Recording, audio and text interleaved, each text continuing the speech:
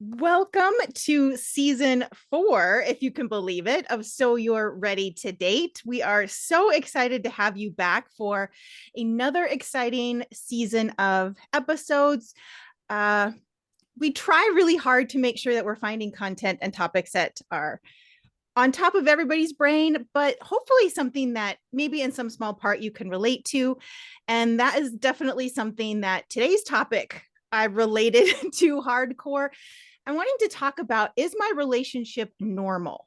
Or just talking about being normal in general when it comes to your dating and your relationships, and how sometimes we have this very specific idea. Thank you, social media. Thank you, families and friends, for maybe coloring our idea of what normal is in a relationship, and how to maybe help ourselves find a normal that works for us. So today's kind of about redefining what we see as normal. And hopefully, I will come away at the end of this episode feeling much better because I want you to come away from this episode feeling much better, because normal's all relative, right, Angie? It's just, what are we used to? What are we used to seeing? It doesn't necessarily mean that there's one specific definition, but sometimes it feels like it. I think it does feel like it because we get stuck in our own perceptions and our own views, and we write our own stories. We tell ourselves stories. I think, was it, is it Brene Brown that says start every set or start your arguments with the story I'm telling myself is when you're feeling a certain way, because it's all perception and it's all the environment that we grew up in. So I was but if you're in a different environment, you get a different perception and you have a different view of what's normal. So if you're dating somebody who is not the same culture as you, not the same environment as you, their version of normal could be very different than your version of normal. So it might be okay to be normal, but it's also okay to be outside the box, I think. And so I was at lunch with a friend last week, and we were talking about our relationships, and he looked at me, he said, "Your relationship is so weird." And I didn't get offended by that because I've been hearing it for as long as my significant other and I have been involved. But I'm telling you, it was one of those things where it's like, yeah, maybe, but it works for us. See, I think sometimes that's the point that we miss. It works for us. Now, like the last two guys I've dated have not been from the US originally, they've been from overseas. And yes, they may have been in the US for a while, but it wasn't until I started talking to them more. I'm like, okay, they've adapted and they've adopted enough of the like American vernacular and some of the things that we do, but so much of how we see people and how we relate to people is from like our family of origin, and is so embedded in how we grew up that whether you realize it or not, or whether you intended to or not, it was this idea of, but that's what I saw growing up. Or I'm like, oh, okay, not necessarily what I want to do now, but it's such a big part of almost who they are at the core.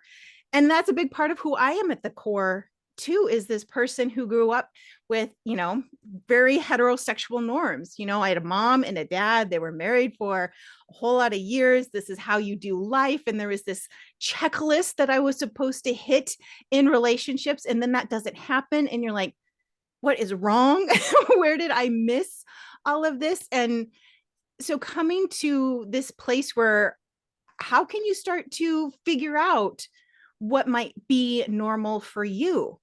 Or have you even ever stopped to figure it out? Maybe that's a better question to ask me. Do you ever stop and think, is this normal for me? Or am I just trying to fit in because that's easier to explain when I'm having brunch with my girlfriends? I don't know.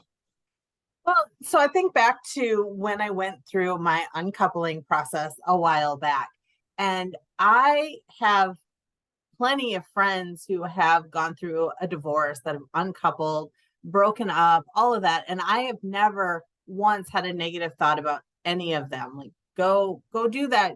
And what I found very interesting was, as I was going through that process, I suddenly felt all of this shame surrounding going through something that was completely normal for anybody else to do, but wasn't okay for me to do. The standards were different. And it was, this is not normal. This is not what happens in my family. And I'm not fitting into that norm that expected in my relationship. It's not working the way that it's supposed to. And so I had to work through that. And that was actually one of the hardest parts of my uncoupling, was working through the shame that was associated with not being able to make the relationship work, because that's just how my family operates, is once you are together, you stay together. And it wasn't right for us anymore. So being able to break that norm might be uncomfortable, but it was totally okay. And I'm fine with it now. But it was one of those major revelations that what I expect and accept in others, I could not expect and accept in myself. Isn't that always the way it goes though? Right? We are so kind and forgiving and easygoing to everybody else, but the person who really needs it the most, ourselves, are like, yeah, no, she doesn't get that. She hasn't worked to deserve that. So now I've seen the way you and your partner interact. How did you get to that point where you're like, okay, this isn't norm, this isn't inside this particular relationship box, but it works for us? How do you get to that point where you don't feel like you have to necessarily explain that, no, it's not normal, it works for us, just leave it alone? Because I think that's where a lot of people get stuck. I know I'm working through that myself, because I'm like, our dates are weird. We have like random dates at 4 o'clock in the afternoon. We have like a standing Sunday morning brunch date, which I get isn't the norm, but it works for us. So I'm getting there. But speaking as somebody who's had some experience with that, how do you start to make peace with the fact that you have a relationship that others may not understand, but works and is something that you and your partner make work, or like, however that looks? So one of the things that I practiced very early in the relationship was looking at my feelings about something. So if I suddenly felt upset about something, instead of going to my partner and telling my partner, I'm upset about this, we need to fix it, I sat back and said, why am I upset? Is it because I'm putting expectations on him? Is it because I'm putting expectations on my relationship? And is it because I'm putting expectations on myself? And I found that 99% of the time, it was because I had expectations of what a relationship was supposed to look like, how I was supposed to show up in a relationship, and how he was supposed to show up in the relationship. And there are no rules. There are no black and white guidelines. It's okay. So if I put aside those expectations and accept what is happening for what it is, does it feel good? Is it right for me? Does it feel comfortable? Does it feel loving? Does it feel supportive? Does it feel like a relationship I want to be in? And if the answer was yes, then it was much easier, because I was conscious of it. It was much easier for me to just let it go and say, okay, here I am. I'm showing up. I'm letting go of those expectations, and I'm just going to accept it for what it is. Oh, But I had to be aware of how I was feeling about something. which I think trips people up, right? It's just, oh, now I have to like feel those feelings. That means I'm going to have to be uncomfortable. Yes. Yes, it does mean that there are going to be points where you have to sit down and be like, this doesn't feel good. Why doesn't this feel good? But to interrogate, where is that coming from? Be like, is this something because I'm trying to please my mom and dad, or whatever it is? Or that's an interesting way to just stop, take a break, and look at it from hopefully what can be somewhat objective. You can't totally, because it's your feelings, but yeah, to sit back and say, something is coming up about this. How do I reframe it, would you say, so that it, in a way that maybe makes a little bit more sense or feels a little bit more comfortable? Once you get to the root of what it is, and this sounds, I don't know how it actually sounds, but realistically, we are the center of our own world. We're not the center of anybody else's world. They are the center of their own world. So every thought, every feeling, every action that we take is, our thoughts cause our feelings cause our actions, and our actions cause our results. So it all starts with a thought. So if you're feeling frustrated, your thoughts are causing your feelings. So what are you thinking that's causing your feeling? Are you aware of those thoughts? And so if you're feeling frustrated, or like when I feel angry, a lot of times it helps for me to journal that, like, this upsets me because this is what it is. And that comes down to an expectation that I'm setting somewhere, or it comes down to thoughts that I'm having. So once you get to the root, it's easier to reframe that. I have a friend who went on a date with a guy and it ended badly, right? This was the first date. She's just getting back into the dating world after a divorce, and it ended very badly. And he said some not nice things to her. We won't talk about what those are, but we're sitting there and it was really bothering her. And I had to ask, why does that bother you? Why do you care what this guy thinks? Right. And once you get down to why, it's because I'm afraid those things are true about me. And then it's really easy to go back and reframe it and say, those things are not true about me. I know that his opinion doesn't matter. And you may not let it go immediately, but the more you can get down to that root cause, reframe it, you can practice the letting go, and you can practice continuously letting go of expectations, of thoughts, of whatever that may be, reframing it and getting to a point that it feels good. Now, that doesn't mean you should compromise your boundaries and you should let those things happen just because you can let them go. But understanding where you can release expectations because something feels good and feels right, you're just putting expectations around it, is super helpful, especially when coming together in a relationship with somebody who has a very different upbringing than you. I'm glad you brought up expectations, because I think for me, that was a huge one, that I had unspoken expectations about a relationship.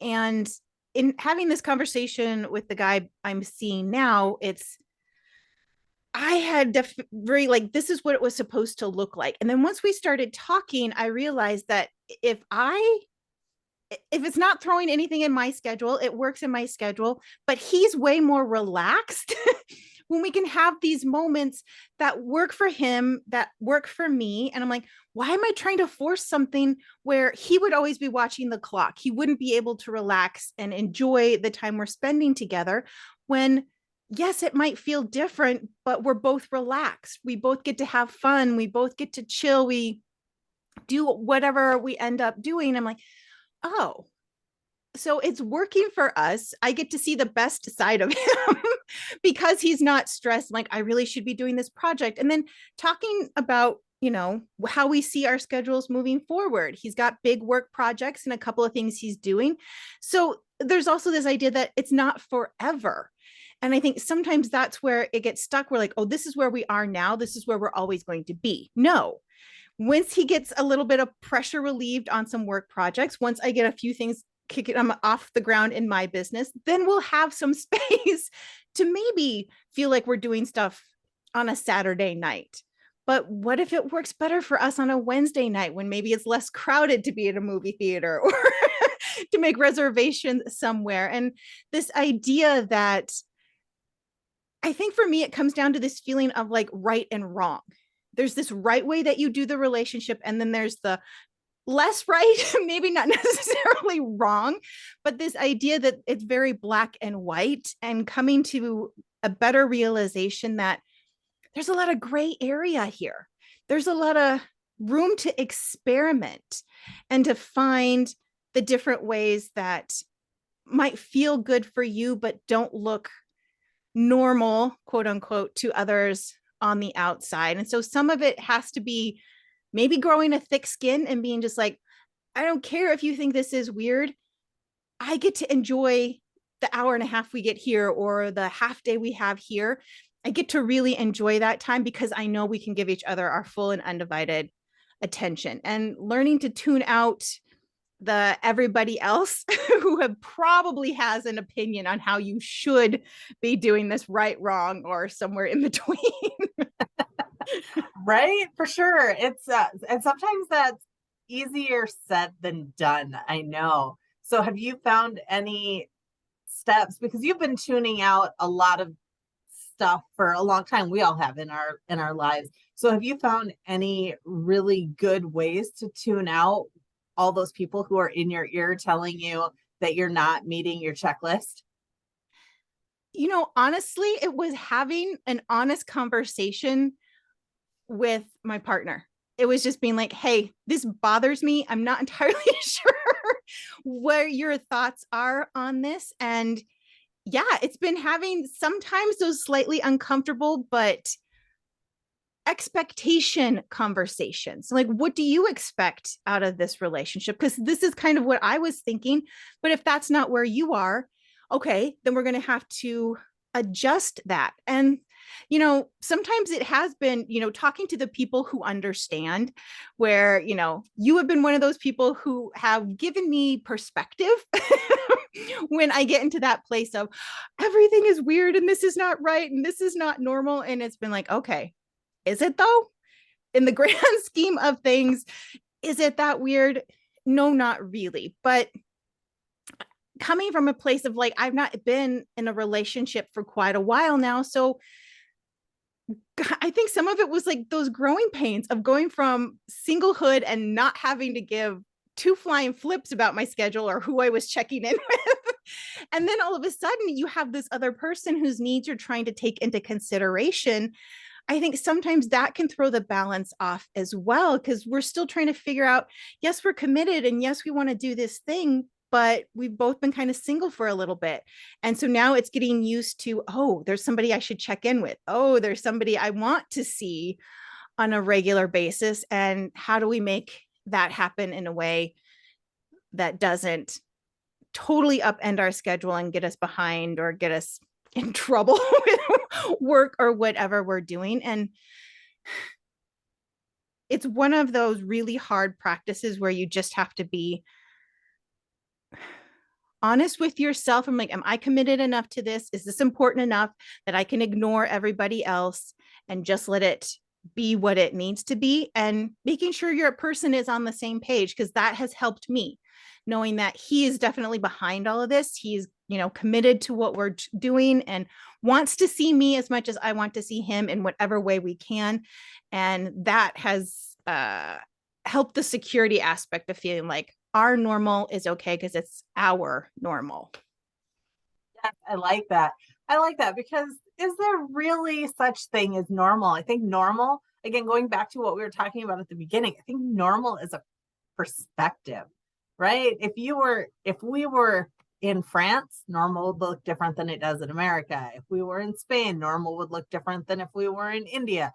So it doesn't matter where you're at. Normal is whatever our perception is, but I don't really think that there is such thing as normal as long as you are ethically and morally responsible. Well, and I think probably the biggest part is, and it has gone slightly better than I expected, was doing some social media detox. TikTok was really the one that was like ramping up my anxiety about finding red flags everywhere. And this is not normal and you should be doing this. And so really it was stepping away from whatever social media is turning up the insecurity in you about what is normal or not normal in your relationship.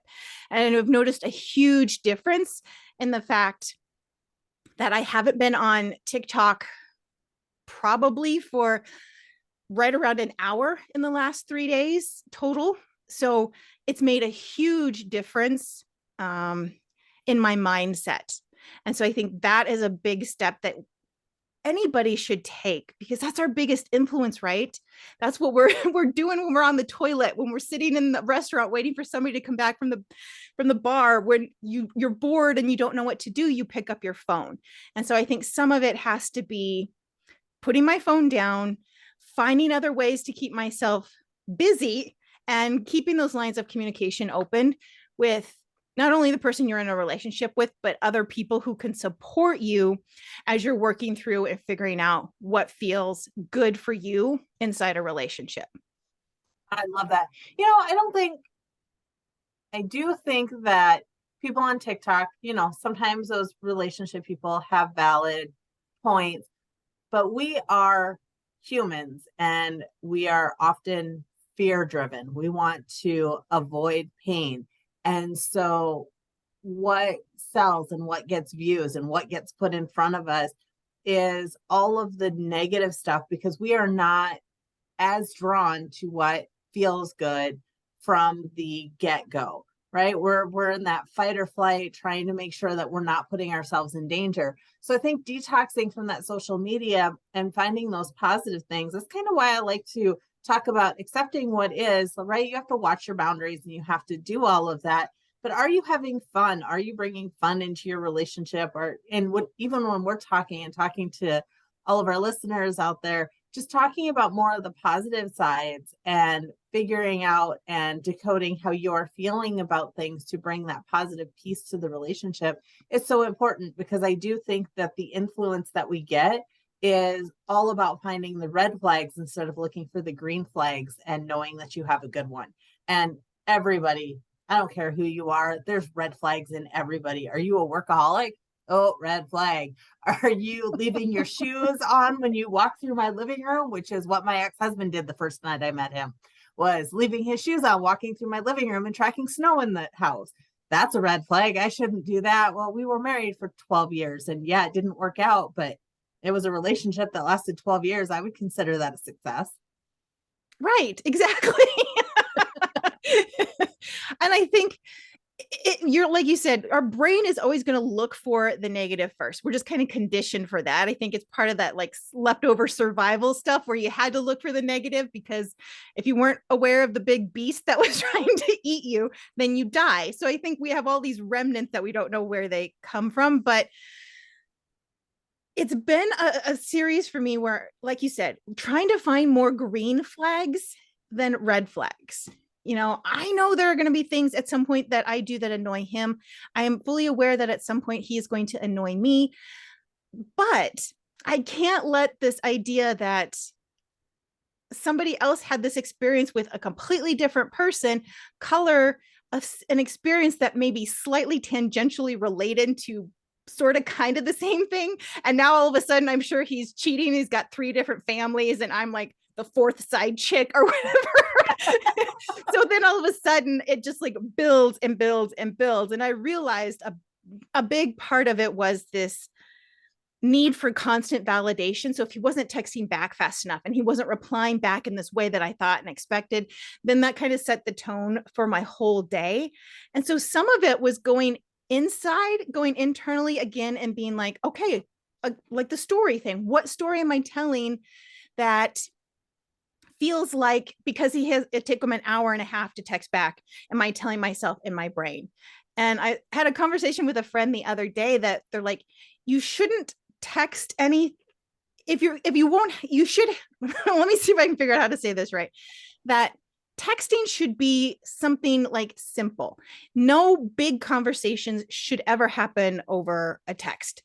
And I think that was part of the boundaries we had to draw in our texting. Like, we can text good morning, I can check in, how are you, but we need to save big stuff for when we're in person. And a lot of it was telling myself, I got to get busier.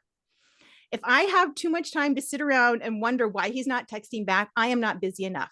So it was almost a distraction technique. I'm like, no, I can't lose myself in this idea of I'm waiting around just for this one person. No, I'm a complete whole person. I have this life. So I need to get back to that space of I'm doing stuff. I'm busy. I'm getting things done. And when I remember, yes, I will check my phone and maybe he will have texted me, but it will not be the be all end all of my day. And this normal thing that you have to be texting all the time, for me, just doesn't work, because then I get too preoccupied and too focused on this one aspect. That's a great reminder for everybody listening out there.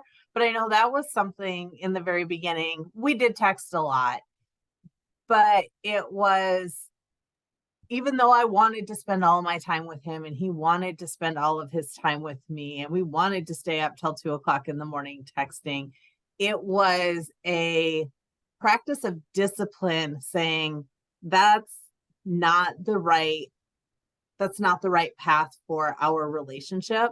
And so being the, okay, this is when we're cutting it off for bedtime, and we're not going to text or talk anymore after this time on a usual basis.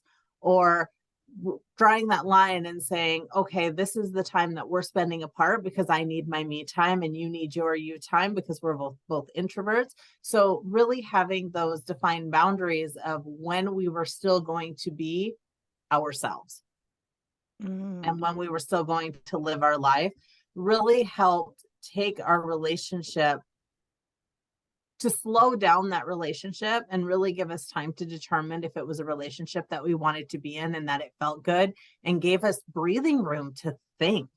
And that may or may not be right for everybody all the time, but that really worked in my current relationship, was to force us both to slow down at the beginning to be able to think and have space to process the relationship as it was evolving. Right, because there's that rush of, oh my gosh, this is the best thing ever, and I just want to hold his hand, and I just want just want to do all the cute romantic-y things. But we had that episode last season where we're talking about how do you still be you inside a relationship. And so I think this normal idea of now we're enmeshed, we are one, like new.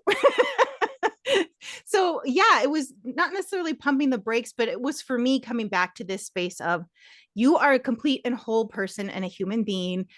You like to do things. Why are you putting it on hold for this potential that he might reply back that he wants to see you? That's not what we do.